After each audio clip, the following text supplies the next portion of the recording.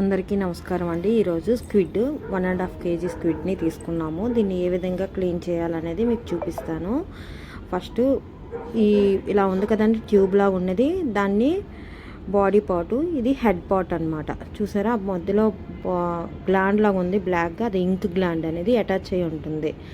మనం దీన్ని రిమూవ్ చేసుకోవాలి. ఇదిగోండి చూపించాను కదా, ఇదే ఇంక్ గ్లాండ్. దీన్ని చాలా జాగ్రత్తగా రిమూవ్ చేయాలి.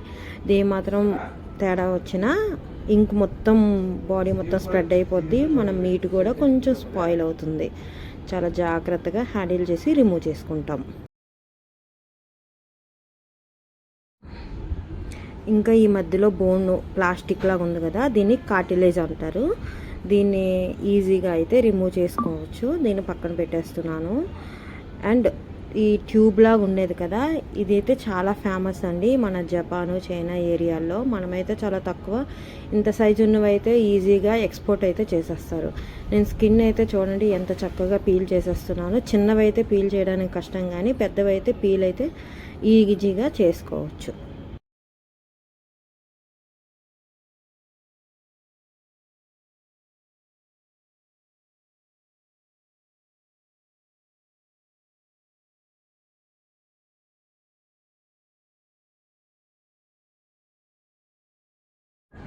ఆల్మోస్ట్ క్లీనింగ్ అయితే అయిపోయింది. ఇప్పుడైతే కటింగ్ అయితే చేస్తున్నాను.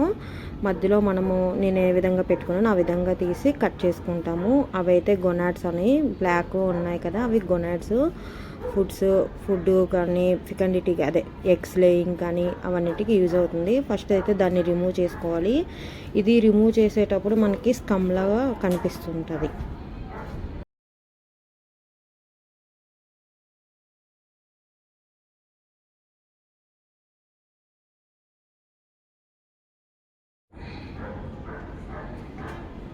ఆల్మోస్ట్ నేను రిమూవ్ చేశాను కదండి, చూడండి. ఇది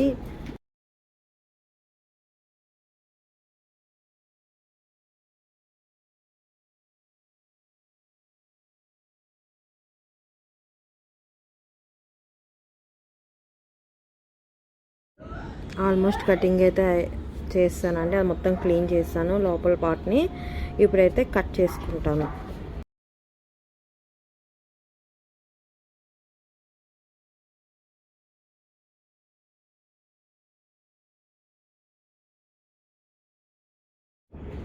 ఇదైతే హెడ్ పార్ట్ని తీసుకున్నాను.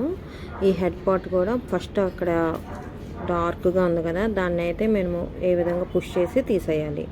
తీసేసిన తర్వాత దాన్ని వెనక్కి తిప్పి సెంటర్గా మనమైతే కట్ చేసేసుకొని, దాంట్లో ఉన్న విజరల్ ఆర్గన్స్ అని, అదే ఈ డైజెషన్ ఏవే ఐస్ ఉంటాయి, ఐస్ కూడా చాలా జాగ్రత్తగా రిమూవ్ చేసుకోవాలి.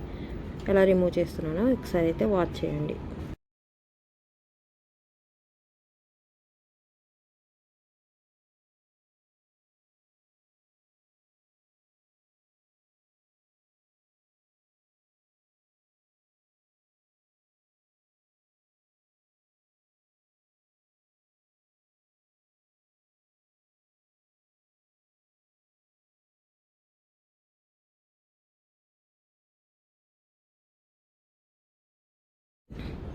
ఇప్పుడైతే కటింగ్లోకి వెళ్ళిపోయాము. దీన్ని అయితే హాఫ్ పీస్ తీసుకొని చిన్న చిన్న పీసెస్ అయితే నేను కట్ చేస్తున్నాను. ఎందుకంటే కర్రీ కోసం అయితే కట్ చేస్తున్నాను. బేసిక్గా దీని రింగ్స్ అయితే చాలా ఫేమస్. మనము ట్యూబ్లా ఉండేటప్పుడే రింగ్స్లా కట్ చేసేసుకుంటే చాలా బాగుంటుంది. దాన్ని చిప్స్ లాగా చేయడము, డిఫరెంట్ వెరైటీస్లా చేయొచ్చు. కానీ కర్రీ కాబట్టి నేనైతే చిన్న చిన్న పీసెస్ కింద అయితే కట్ చేసేసుకుంటున్నాను.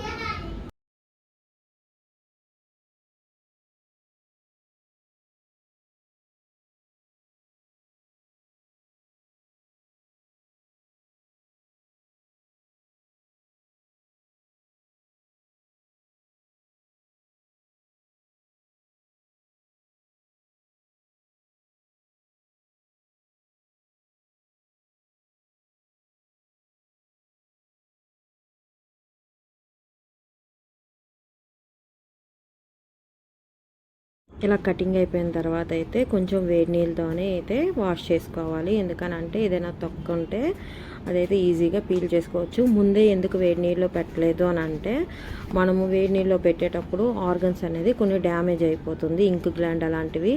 అందుకే బిఫోర్గా అవన్నీ రిమూవ్ చేశాకనే నేను వేడి నీటిలో అయితే ఇలా కడుగుతున్నాను. ఇది అయిపోయిన తర్వాత మనము సాల్ట్, కల్లుప్పు, పసుపు ఈ 2 వేసేసుకొని దాంట్లోని ఒక 2 మినిట్స్ అనేది ఈ పీస్ వేసుకొని నానబెట్టుకోవాలండి.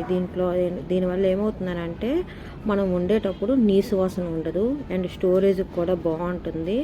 దాంతోపాటు మనకి తినేటప్పుడు కూడా దాని టెక్స్చర్ అనేది చాలా బాగుంటుందండి.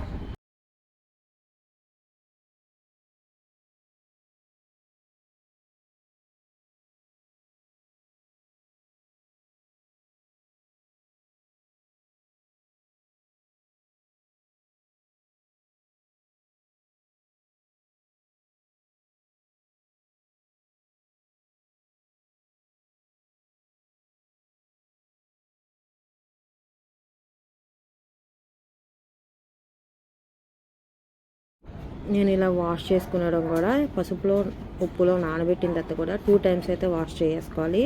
దాని జిగురు ఏదన్నా కానీ పోతుంది.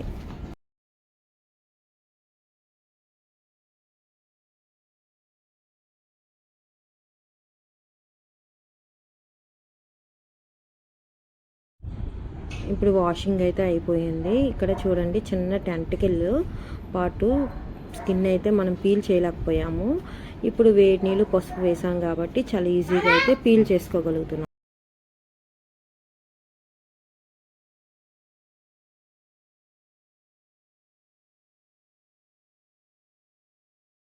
స్క్విడ్ కర్రీకి అయితే సింపుల్, కర్రీకే కాదండి, ఫ్రైకైనా లేదంటే చిప్స్కైనా ముందుగానే మనము కళాయిలోని చిన్న నూనె, దాంట్లో చిన్న అల్లం వెల్లుల్లి పేస్ట్ వేసుకొని ఇలాగైతే వేసుకొని మూత పెట్టుకొని జస్ట్ వేపుకుంటే స్మెల్ పోతుంది.